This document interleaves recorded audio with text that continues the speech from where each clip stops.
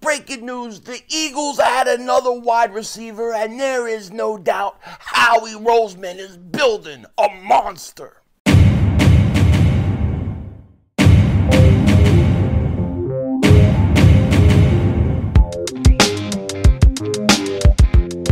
Dallas still stinks. Yo, by the way, King Dingbat here. Breaking news, mother hoping breaking news. The Eagles just did it again. They just had a sneaky good signing as they bring in another wide receiver, a guy with a lot of speed, a guy that could help them in the slot. And this is a great signing because it gives the Eagles a ton of flexibility heading into the draft. And you know Howie Roseman likes flexibility. Boy, he is building a monster team. I love what the Eagles are doing. Adam Schefter is reporting this, y'all. I sound like I'm from the South. Adam Schefter says, former Giants wide receiver Paris Campbell reached an agreement on a one-year deal with the Philadelphia Eagles, per sources. Now, John McMullen had this to say about Paris Campbell. Campbell had his career best season in walk year. What the hell? What the hell is a walk year? Walk year with the Colts in 2022. He had 63 receptions for 623 yards and 3 touchdowns. Was with the Pound New York Giants last season and finished with just 20 catches for 104 yards. New York had quarterback issues, obviously. They had quarterback issues, line issues, receiver issues. They stink. That's why their best player wants to play for us, okay? McMullen also said this, Pound Eagles were very interested in Paris Campbell back in the second round of the 2019 draft. The Eagles ultimately went with J.J. Arcega-Whiteside, the umbrella man, and Campbell went 2 slots later, Pound Colts. Yeah, if you guys remember, we talked, especially if you were with me in that draft, you know, he was one of the guys that we were like, yeah, he would be a good option for the Eagles because of his speed, you know. We all wanted the guys with speed. We felt like the Eagles needed speed at the wide receiver spot. So, yeah, they took the umbrella man, and he walked around training camp with an umbrella, his mom holding an umbrella, and the rest is history. J.J. Arcega-Whiteside. Wow, that was crazy. But this signing, nonetheless, I think is a very, very good signing for the Eagles. And it's not, you know, it's not going to be a game changer, or it's not going to be anything like that. But I do think that Paris Campbell is an upgrade over Quez Watkins. I mean, I really can't look at that Giants statistics and say anything. I mean, the Giants stunk. That whole team stunk last year. But the guy had 63 receptions with the Colts in his final year, and he has speed. He has speed, and you put him in the slot, he's a dangerous home run hitter. He is. And going to a team like the Eagles may be a perfect scenario. And what I really love most about this, okay, about the signing more than anything, is that I think it provides you with a ton of flexibility. Howie Roseman loves flexibility, you know, pause. But he does. But truthfully, what I like about it is this isn't the kind of signing that is going to prevent you from, let's say, taking a Ladd McConkey in the second round if he's there and you have him highly rated. However, if, let's say, wide receivers go off the board, or if there's another position that you think somebody's more talented in, it gives you some flexibility where you don't have to take a wide receiver. Like if they would have just stuck with what they had on the roster, right, with just DeVante Parker, I would have said to you, yeah, no doubt about it. You have to take a wide receiver early. You've got to find somebody. I think this could be a very sneaky signing. And you know he's not going to cost a lot, you know. And to anybody that thinks that somehow, you know, it's going to be him and DeVante Parker, I have something to tell you. There's a very, very good chance that DeVante Parker ends up not even making this roster. Okay, seriously, he may not even make this roster. He's not getting a lot of money. Get this. Ben Volin wrote this. Wide receiver DeVante Parker's one-year deal with the Eagles is worth a veteran minimum $1.21 million, with 0 guaranteed and split salary of $620,000 if he hits IR. The Patriots released Parker owing him $3.1 million guaranteed, so the Patriots will credit of up to $1.9 million if Parker plays the whole season. So really, you got the Patriots paying a lot of his salary. The Eagles have no guaranteed money at DeVante Parker, and he's league minimum.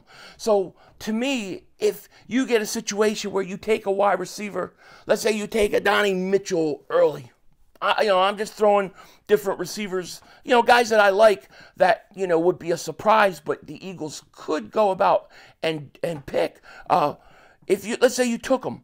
DeVante Parker very well could not make this team, and Campbell could end up being your fourth wide receiver. This could happen. I love this move because it doesn't overcommit you to where you're overpaying for a slot wide receiver, and you have to say, no, he has to be the guy. We can't justify giving him all this money. No, it gives you the flexibility. If there's somebody that you think is better, there's somebody that you think is going to be better, and he's the best player, more importantly, the best player on your board, you can still take him, and it's not going to kill you. You're not going to eat a bunch of money. I can't imagine Campbell is getting all that much money. DeVante Parker has no guaranteed money at all. So I really like this move by the Eagles. I think this is a Howie Roseman special, man. This is Howie robbery, because what Howie Roseman just did is he just added a lot of speed to the wide receiver class, and he gave us a guy who's clearly, in my opinion, he's an upgrade over Quez Watkins, okay? So you have an upgrade over Quez Watkins, and you still have the flexibility that you're not taking wide receivers off the board. It's not that big of a move, but it's good enough move that it gives you insurance, okay? So I think this is really a good move. And to me, and people have asked me this, why a wide receiver early? Why would you consider a wide receiver early? It has to do with a few things. First of all, I think you need another slot wide receiver. You need a number 3, okay? And even though they might not count number 3 wide receivers as starting receivers in this league, to me, I always consider you really need 3 starting wide receivers, because the number 3 wide receiver is very important. That slot position is really important, and I think the Eagles needed a number 3. And I hate to talk about this, I do, but it's the facts of life, okay? A.J. Brown, in 2-3 years, it isn't guaranteed that he's going to be on this roster. When you pay DeVonte Smith what you're going to have to pay him, and I think you're seeing these other receivers are all starting to get paid. It's only going to up the price of DeVonte Smith, so and his extension, and they will extend DeVonte Smith. Make no mistake about it, DeVonte Smith will not go anywhere. The Eagles, they believe those homegrown guys got to stay. DeVonte Smith will be an Eagle long term. Perhaps he'll finish his career. I mean, if there's one team that players play the whole career there, it's the Eagles. Not many other teams do that. But DeVonte Smith is going to be there. And when he's getting $20, $25 million a year, there's a good chance in 2 or 3 years they may let A.J. Brown walk. So if you were to take a wide receiver early, let's say a Mitchell, right? I look at a guy like Mitchell that could probably play inside and outside. You can play him right away in the slot and then eventually kick him outside if A.J. Brown goes in a few years. You could have a guy like Ladd McConkey, who I think will always be primarily in the slot. But if A.J. Brown goes in a few years, you still have 2 effective wide receivers, So the idea is you're kind of getting ahead of it. You're letting these wide receivers learn behind A.J. Brown and DeVonte Smith. And there's no rush. There's no panic. Not to mention what it does for you next year. Having a number 3 wide receiver who's dangerous, who's good, it gives this offense no weaknesses. And if you have no weaknesses in this offense and you're scoring 30 points a game, see, the way I see it is that frees up you to draft. That frees up you to really get young players on defense. I'm all about this draft, getting younger on defense. And in order to do that, you have to actually make your offense better. You make your offense better, and by adding a wide receiver, let's say in the draft, like a McConkey or a Mitchell, to me, you have no weakness. I mean, think about it. Let's just for argument's sake, just say the Eagles have DeVonte Smith, A.J. Brown, and let's say McConkey, right? A lot of us think McConkey could come in and play right away. I do. I think he'll be very effective right away. So now you have those 3 wide receivers, Dallas Goedert, Saquon Barkley, great offensive line, and Jalen Hurts. It's very hard to defend that offense, okay? And now, by doing that, by making that one pick of getting another wide receiver and going out and getting Saquon Barkley, now you can focus on defense early in the draft. And when I talk about focus on defense, I'm not talking about the way the Eagles do in the past. I'm talking about do it like a mother humper. Like, I want young guys. Like, if I'm drafting, Quinyon Mitchell, boom, I'm starting. If I get Peyton Wilson, I'm starting.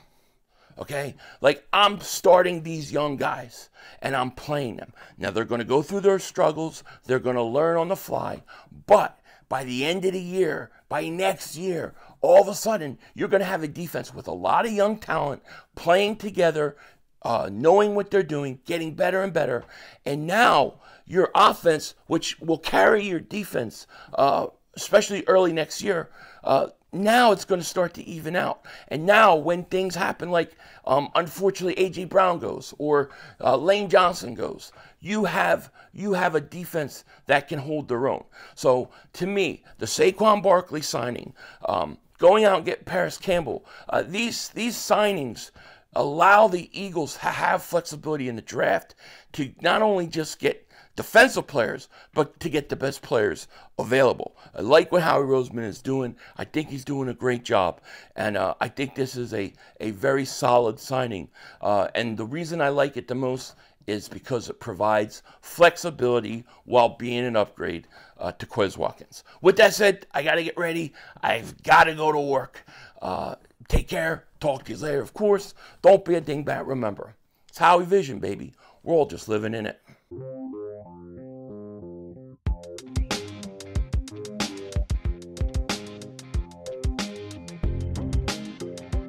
Okay, so I finally started doing mock drafts, right? And I did one yesterday, my first one, and I kind of wanted to show you guys what I did here. And you guys could tell me what you think.